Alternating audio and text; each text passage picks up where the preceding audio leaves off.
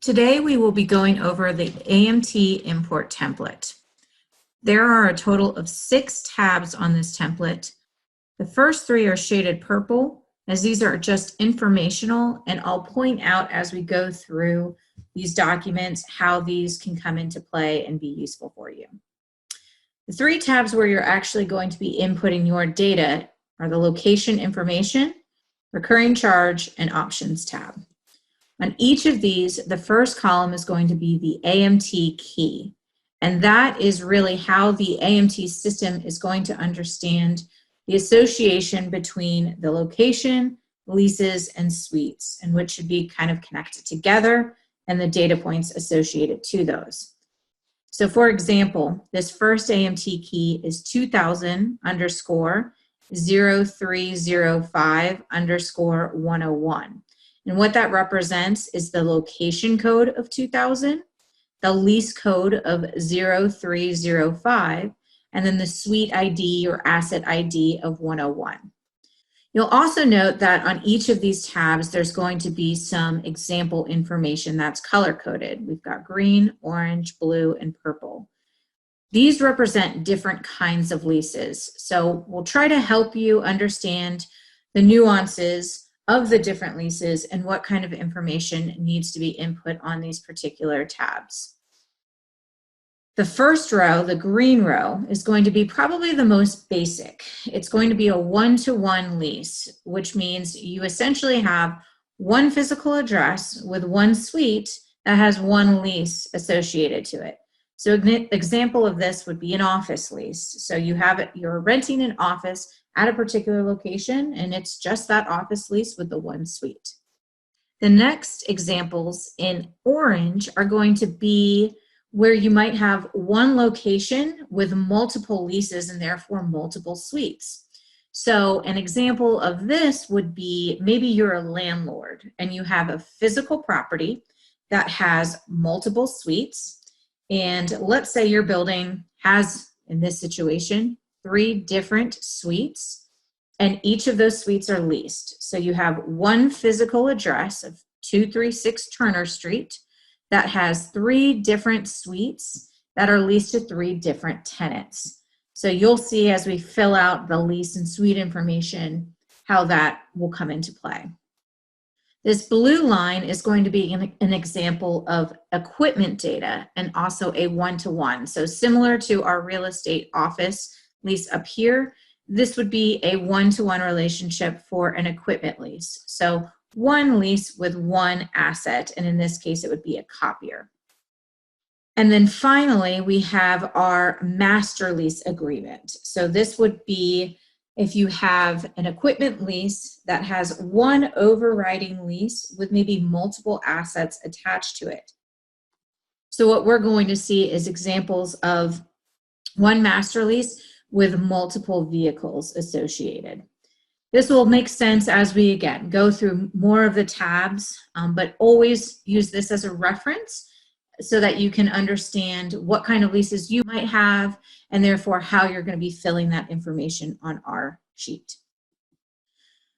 You'll also note that some of the color coding up here at the top for the field names are associated to what data points you're actually filling in. So the purple represents information for the location specifically. If I scroll to the right, we'll see that they turn to red, and this will be lease-specific information. And then finally, green is going to be suite-specific information. Now, on the other tabs, I'll explain how we kind of recognize which data points, again, and suite lease combinations we're filling the information in on. So for this one, this is really kind of how we're going to go ahead and see that the green, the red, or the purple. And then finally, you'll notice in some of these columns, there's going to be these little red triangles. If you just hover over those, it's going to give you a little bit more information on what is to be completed in these fields. So with that said, we can go ahead and get started with the fields that we will need on the location information tab. Obviously, skip the AMT key and that starts us with the location code. You'll see that the note there is must be unique. Now, the suggestion here is obviously we want it to be unique so that when it loads into the system, there is absolutely no doubt that the leases associated to lease code 2000 should go to lease code 2000 instead of location code 2001. You can actually have the system auto-populate this for you as well, but keep in mind if you do choose to auto-populate, the AMT system will only do numeric auto-population, so it can't do any leading zeros or characters. And you would actually need to sort of auto-populate yourself on this tab, so you can kind of see this is kind of what's going on here is 2000 and the next one is 2001. So you would have to do it yourself here, but then as the data is loaded into the system on a move forward basis, if you select auto-populate, it will basically pick up on the next number available. Now, the reason that you actually see this repeated 2001, although this said must be unique, this is fine because what this is essentially telling us is that this is the same property. So we have repeated this 2001, and then actually all of the information on all of these purple columns is going to be exactly the same because it is the exact same property. And where we'll actually see differences, if I scroll over to our lease information, you'll see that now all of a sudden this is where the uniqueness comes in. This is one physical property with 3 unique leases. The next column is going to be location name. This will be auto-generated for you based on what you put in for address, city, and state. So no need to fill that in. It'll be completed as you complete these other columns. Location type is really just informational, and it's how you would describe the physical property. So some of the examples we have in here are office, retail, and then if it's going to be equipment properties, copier and vehicle is what we have in there. I will say that a lot of times what clients tend to do for some of the equipment leases, they actually create locations to house those specifically. So in the case of our master lease agreement for these vehicles, it is one physical property. Obviously, maybe those vehicles could be at varying addresses, but you would want to create one kind of housing address for that, whether that's just a dummy address of 123 Main Street, or maybe you would use your corporate address. So something to keep in mind there. And then again, this location type can be another identifier as to what kind of leases are going to be housed there. Row F would be your physical address. So again, this is for the real estate leases, literally where those real estate leases are housed. And then potentially for the equipment leases, either where they actually are, or potentially maybe just a holding address for master lease agreements. Address 2 is not a required field, but available if you wanted to put more address information. Then we have your city, and then your state. And your state is actually kind of the first column that brings some of these informational tabs into play. Ours are all going to be US states as far as our examples go. So you probably already know what your state 2-character code is. However, if you do have some international pieces of information that you're putting into the system, this could come into use.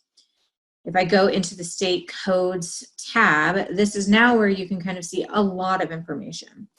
So you can go and try to find your country where your state is, or if you already know what the state province name is, you can go find that. So as an example, maybe you have a lease that is in, or a location that's in Argentina within Buenos Aires, and then we would use this state code of B. And the system will actually know to associate that as Argentina, as you'll see when we fill in the actual country code as well. So this is going to be your state code resource.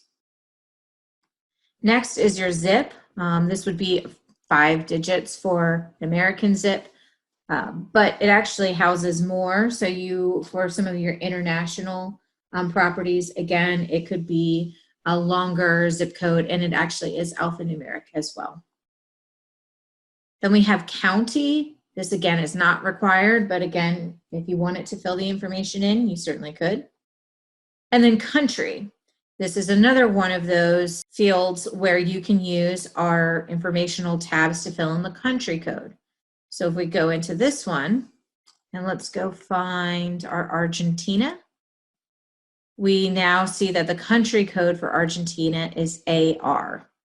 So going back here, I know we have kind of a US, but ultimately, if this were Argentina, we could put in AR, and then if it was the Buenos Aires, we would put in the B, and therefore now the system understands that, yes, I recognize this is Argentina, and therefore the B represents Buenos Aires.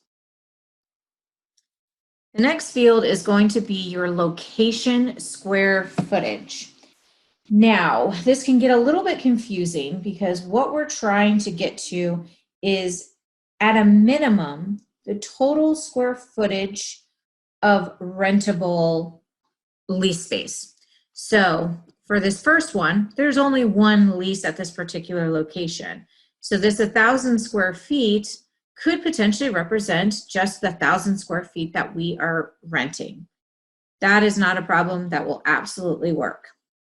In the next 3 rows, you will see that 5,000 is repeated. And what this is really is that the total square footage of rentable space at this location between the 3 leases that we have is 5,000 square feet. So it's not necessarily saying that each of those leases is 5,000, but all of them combined equals 5,000. And that's what's really key when you're entering the square footage for the location. And we know it's the location because we're still in the purple section, is that the square footage needs to be at a minimum equal to all of the square footage for the individual lease suites. Now, what some clients could do and are doing is potentially making that number a little bit larger. So if you actually know what the total square footage of the building is, you could put the total square footage there so that you kind of have, here's a 10,000 square foot building and I'm leasing a total of 5,000 square feet of it. Or maybe you don't know what the total is, but you do know that at some point in time you might expand. So maybe this office space that currently is 1,000 square feet could go up to 1,500.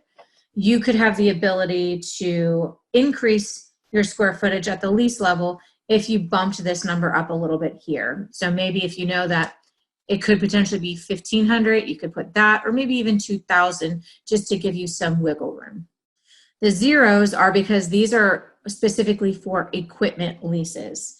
So obviously those don't have any square footage, so a 0 is perfectly acceptable. Your location currency, this would be your currency of the physical address. So wherever this is actually located and what that means. You will be able to identify the currency on a kind of a suite or even a charge by charge level on the recurring charge tab. So don't be concerned about what we populate here. You're still going to have the ability to differentiate on the recurring charge. Now, again, this would be your 3-character ISO code of currency. And if you don't know what that might be, we have that final informational tab of currency codes. So you can come here and you can look up your country, if you know what the currency is called, or even just confirming what codes are available. I will say that there's actually more than what's listed here, so this list actually might be expanded upon. And if you don't see it and you know that the code, the ISO code is, you can go ahead and fill that in and just maybe alert us to, hey, we didn't see this, we just want to confirm that it's there. And we will make sure that it is, if it's not in the system, it can be added. There are going to be certain ones that need to be filled out in a certain way. So this could be another useful tool to just make sure that you really are getting the exact ISO code that we need. That takes us to the last piece of location information, which is chart type. This is essentially your chart of accounts. Common ones are SAP, Oracle, PeopleSoft. So the key here is just making sure you're consistent in your naming convention. So if you know that all are going to be SAP, just make sure they're all listed as SAP and you don't have one that's maybe SAP and then the next one is SAP 4.6 because the system will assume that is a new chart of accounts. So just stay consistent with how you basically type that in. That leads us to our lease section. So the red section indicates this information is for lease specific info. First is going to be your lease name. And this is another suggestion of making it unique. And the reason here is the lease name is really going to be what you see throughout the system. So when you start using the AMT tool within the navigation tree, it's going to be the lease name. In many of your reporting, it's going to be the lease name. And then also as you're kind of searching and navigating through the system, you're going to maybe get back results of places you want to go, and it will be the lease hyperlink that will direct you towards that lease information screen. So it's important to make sure that this lease name is going to be descriptive enough so that you know exactly what you are getting into. So here is an example where we have Betsy's Ice Cream Shop. Well, maybe you have multiple Betsy's Ice Cream Shops in your portfolio. So you wouldn't want to create that maybe 3 different times over 3 different locations because it still could get a little bit confusing. So the suggestion would be, what can you add to this lease name to make it unique? So if we go back and we take a look at where this particular Betsy's Ice Cream Shop is, we could say Savannah, but maybe there's multiple Betsy's Ice Cream Shops in Savannah. So instead, I would suggest maybe the address, a piece of the address. So I'm going to say this one is Betsy's Ice Cream Shop, Turner Street. And then that way, if you had another Betsy's Ice Cream Shop that was maybe on Daisy Drive, it could be Betsy's Ice Cream Shop - Daisy Drive. And therefore, as you're using the system, you would be able to tell which one was which. And now this is where I will point out here on this lease name. I know, again, we said this must be unique, and you see this lease name repeated. And that is because this is a master lease agreement.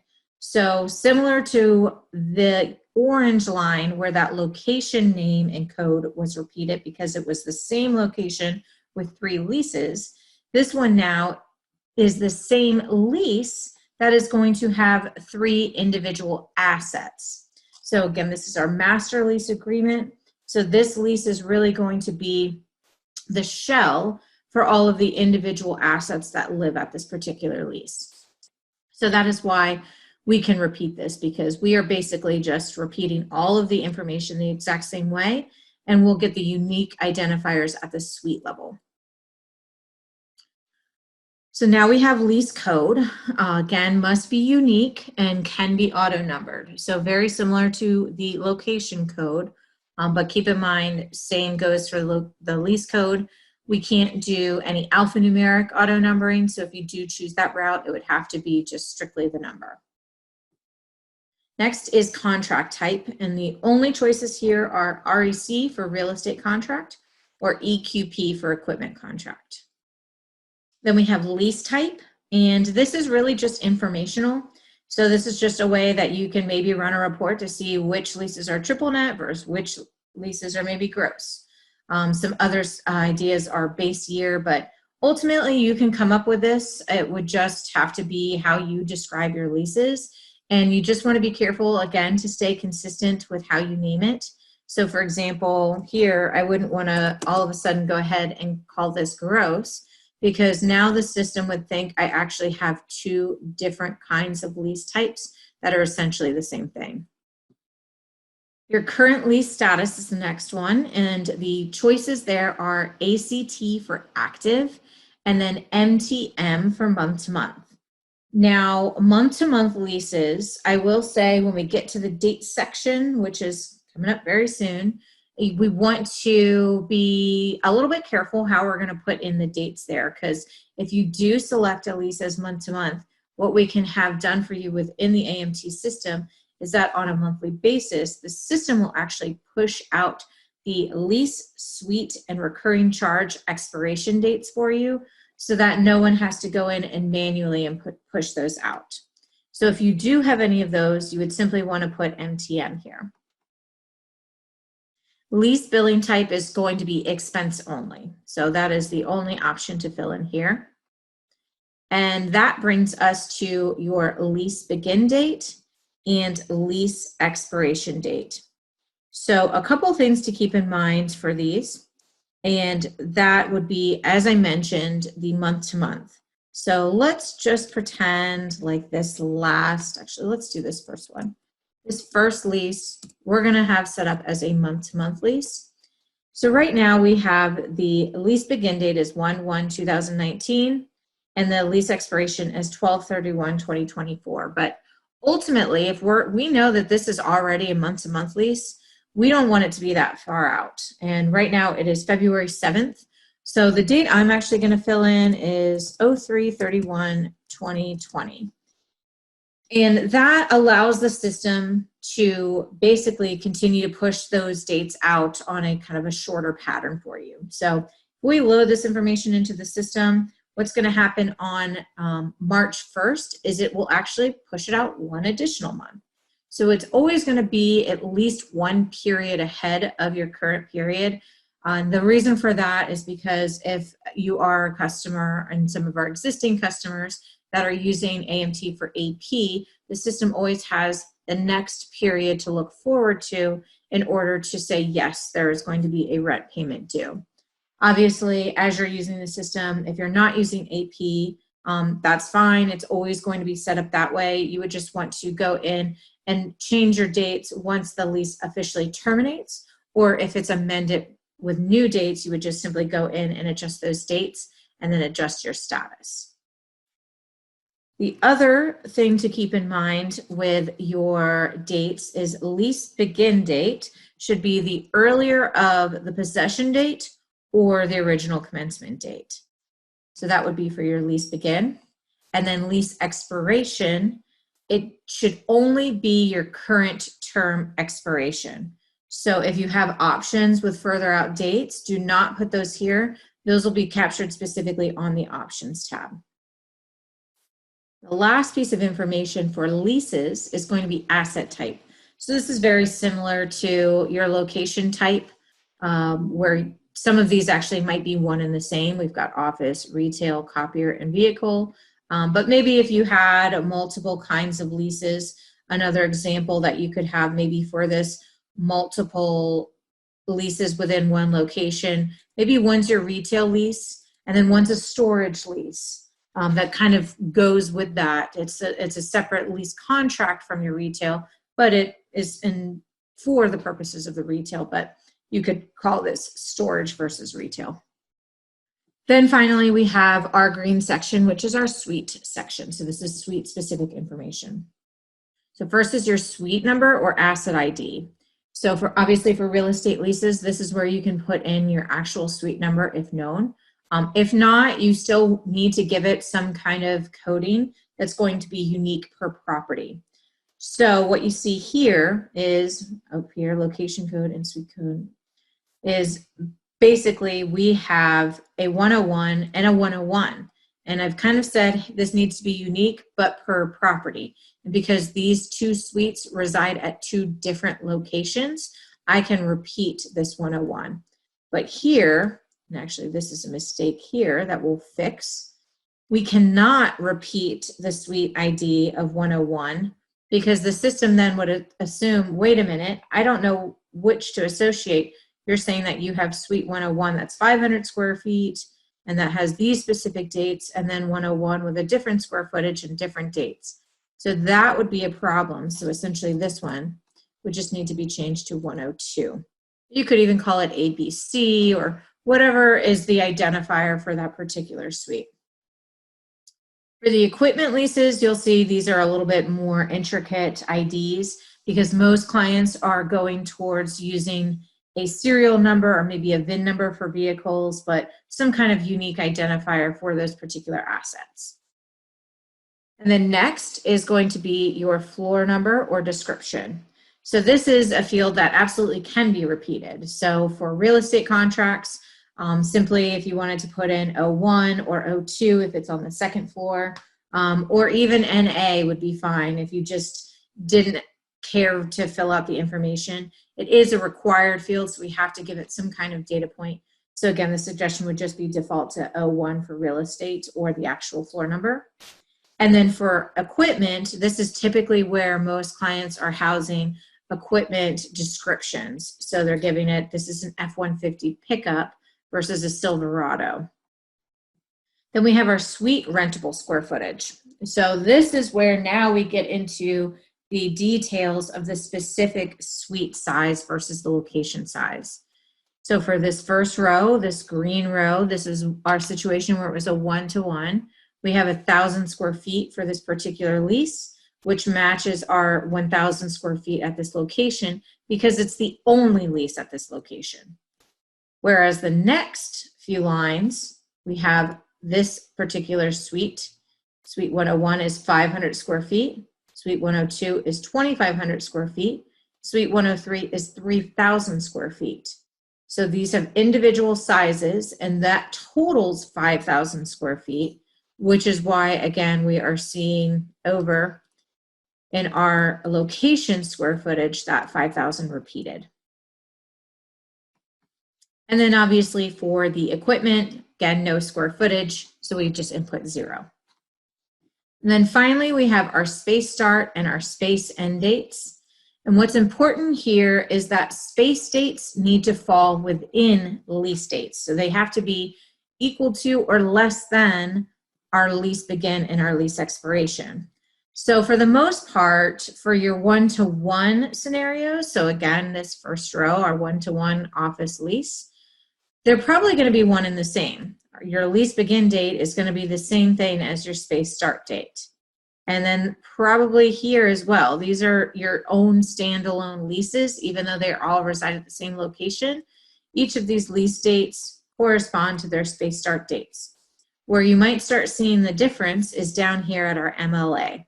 So this is the master lease agreement, which we have this repeated date. So all 3 lines have the lease begin date as 4/1/2018 and the expiration date as 12/31/2024. So the master lease, that is really kind of the master dates, where now we can give each asset their individual dates here at the space level. So we have for this first one, it started the same time as the original lease date, but it ends much sooner. So it doesn't go until 2024, but it is within the lease dates. And then if we jump to this last one, again, didn't start back in the original date, started after that, but it is still within that time frame. So this is where you get the individual dates for your individual suites or assets. That concludes the location information tab. So we'll move on to the recurring charge tab. So on this tab, you'll see, again, the color coding that still exists. That is going to be the guide for you to help you understand how the information for each of your kinds of leases could be filled out. As you're completing this information, what's important to note for your AMT key is just to be cognizant of which kind of code it is, so you know which recurring charge information to attribute to. So in this first example, this is our lease of location code of 2000, lease code of 205 with suite 101. And then that would be the same for these. These are all kind of BRN and then CAM. Our orange, you can see that this is the difference being the 2000 or the 206 in the middle. So the first, let's see, 5 lines. Basically, these are the 5 data points for lease 206, where the next line is 207, and then the next 3 are lease 208.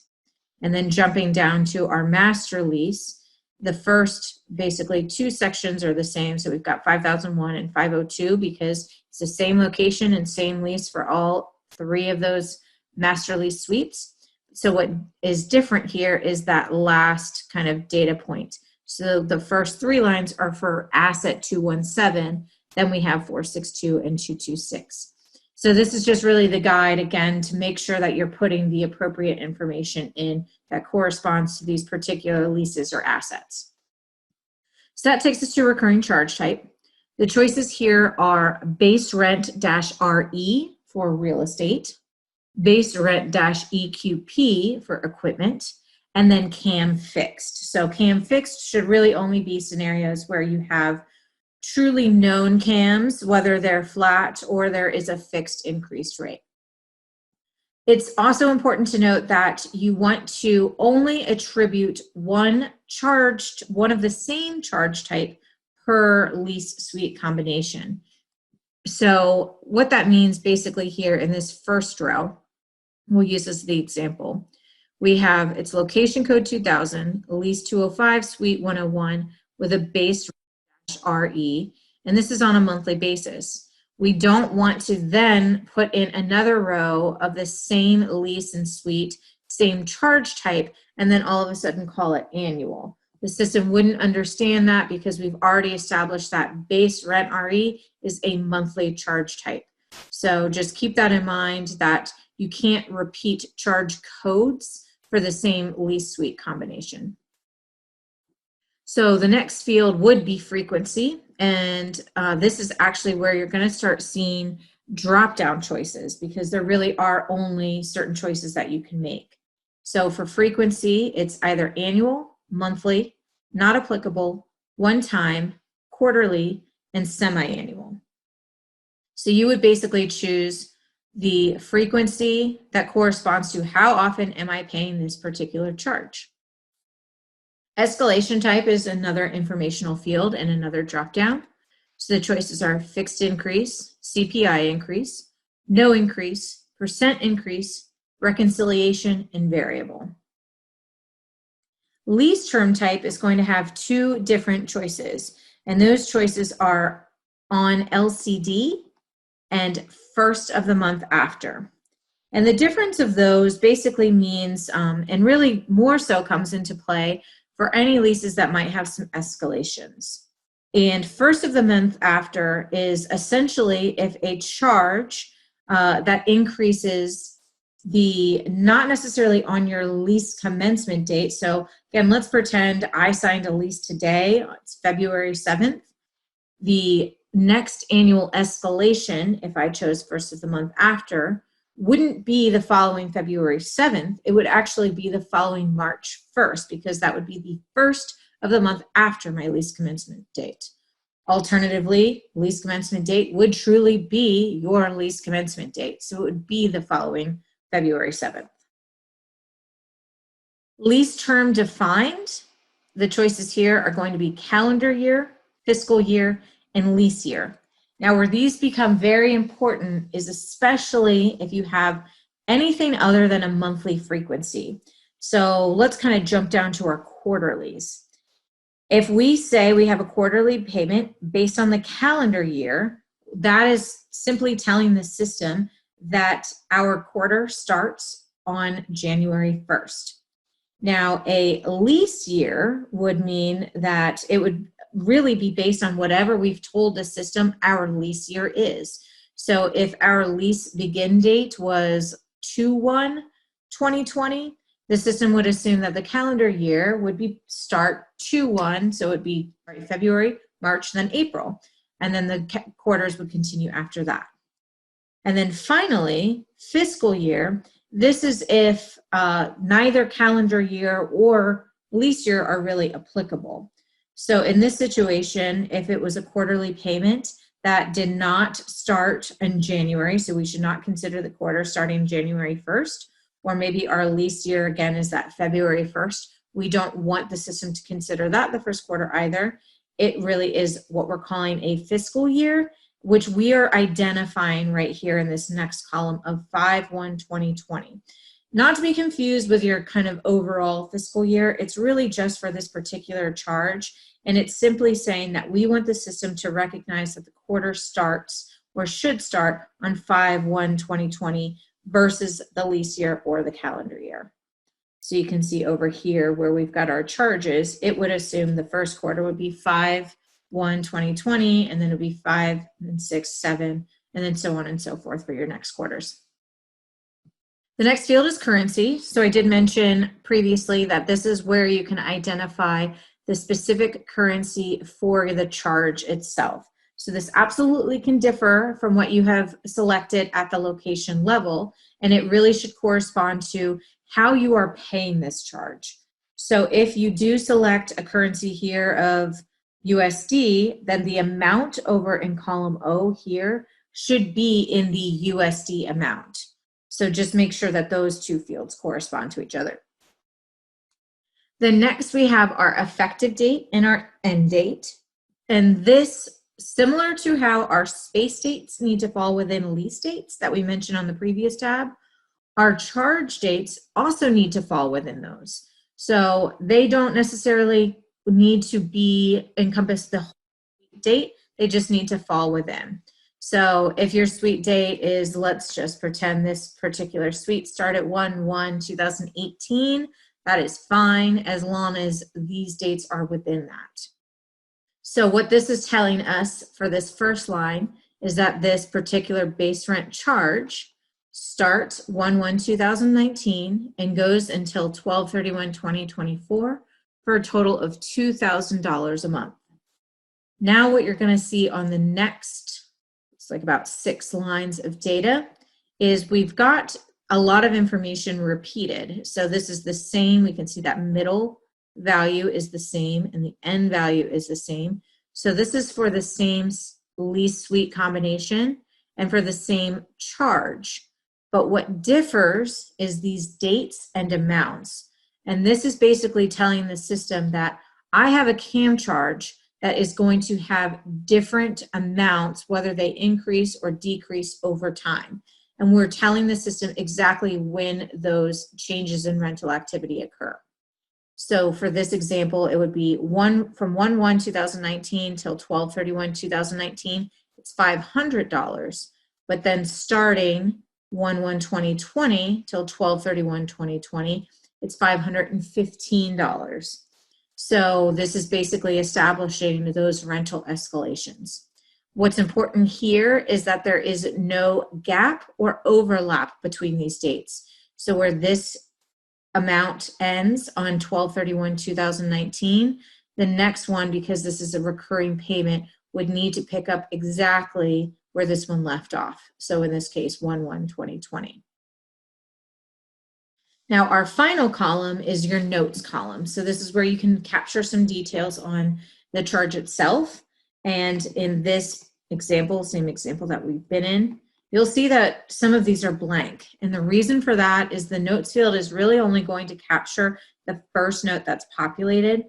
So what you wouldn't want to do is something like lease year 2 amount increases to 515. Because if you did that, the system would essentially lose it. It wouldn't load that because it's only going to load whatever kind of the first data point is. So you would always want to leave these extras blank.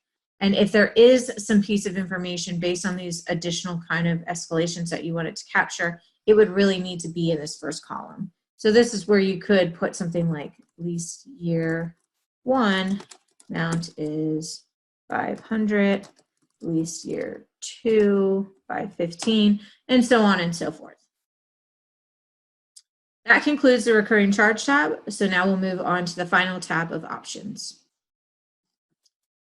So on the options tab, again, you will see the AMT key. So just like the recurring charge tab, you just want to take note of which lease and suite you are identifying the information for. So the first column of information that you will be inputting would be the option type. And the only types you're going to be populating are auto run, which would be automatic renewal, REN for renewal, term for termination, or PUR for right to purchase. So those would be the different option types that you can populate. Your option start and option end date should be really the dates that if you were to take this option, if it's a renewal option, that it would cover. So similar to our recurring charge tab, if we look at our next, not this particular line, but these next few lines of data here, what this is basically saying is all of these dates are the same, and that's because this is one option. So for the same lease and suite combination, so same start and end date, But if we look over to our right, this too has escalations. So again, these dates here are simply saying if I were to take this option, it would begin on 7/1/2023 and it would end on 7/30/2028. And then over to the right is where you can identify maybe some changes in escalations or changes in costs. Now, what's very important with your option start dates, especially for renewals, is these need to come immediately after recurring charge dates have ended. So on the previous tab, if we have the date, this charge, the rental activity went to 6/30/2023, that's where we could then pick up on this option start date of 7/1/2023. So the next field is going to be the payment type. And actually, let me back up to the option dates as well. For some of the others, like purchase or termination, they don't necessarily need to follow the recurring charge dates because technically these are kinds of options that could be available to you at any point in time. So the termination option actually might be available through the entire lease term. So this is basically saying that, yes, I can terminate this lease anytime between 6/15/2018 till 7/30/2023. And then same for those purchase options. It's when those are available. So those differ a little bit from renewals. So now moving on to payment type frequency. This is another section that is going to be a drop-down choice. So this really should correspond to what is set up in a way for your renewal options, what is set up on the recurring charge tab. So if we have a monthly rental stream on the recurring charge tab, and this is a renewal option to extend that recurring charge, then it should also stay monthly. Now you'll see there are some other choices, the same choices that we saw before. So some of these actually might have those. So termination, maybe it's not applicable because there wouldn't be a fee involved. Or maybe a purchase option would have a one-time payment that you could potentially pay. So this is basically telling the system what kind of payment might come about from this option. Next would be notice days. So this is essentially saying how many days do I have to give notice to either take this option. So same would go for termination. If I were to terminate, it would be 360 days notice. The notes fields gives a little bit more, but basically this is just a way that you can track some of those dates in the AMT system. Then our notes field, similar to the last notes field, you'll see that again, a lot of these are blank because it's really only going to take that first row. So just make sure if there's any additional notes for maybe different years, you just kind of put those up in the main notes section. So the next several fields, you'll notice that some of the information isn't filled out for these options, and that's okay, because what this is saying is maybe you don't know yet what your charge dates are going to be. Is an example of that would be you have a fair market value option. So therefore you don't really, although you might know when your start and end date is, you wouldn't necessarily know what your amount is yet. So it's okay to leave these blank, but it is very important in this last column, if you are going to indicate this to include in FASB, these absolutely need to be filled in. So that would be the one caveat here. You can't leave them blank in order to actually include in FASB. So the first of these being the option charge type, and this is basically, again, which charge type would this option be associated to? So for renewal, that is really going to be and should be your base rent. The next is your currency. So again, similar to what you've set up on the previous tabs, this should correspond to what's already been set up at the recurring charge tab. And now we have our rental activity start date and rental activity end date. So this is where your dates could differ from our option start and option end. And in these examples, the one I pointed out before, where the full option term encompassed 7/1/2023 through 6/30/2028, it actually has individual charge amounts per year. So 7/1/2023 till 6/30/2024 would be $724. And then each year has an escalation.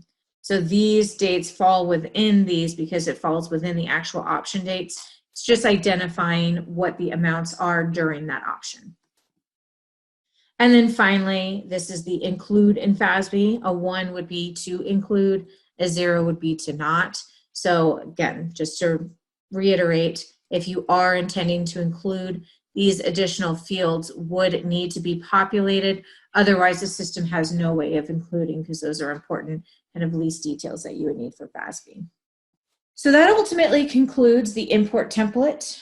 There might be some questions. You can certainly reach out to one of your AMT contacts, and some of the further details of your design and needs are going to come up in further discussions with your real estate and accounting consultants as you begin this process. So hopefully this helps, and we will look forward to working with you soon.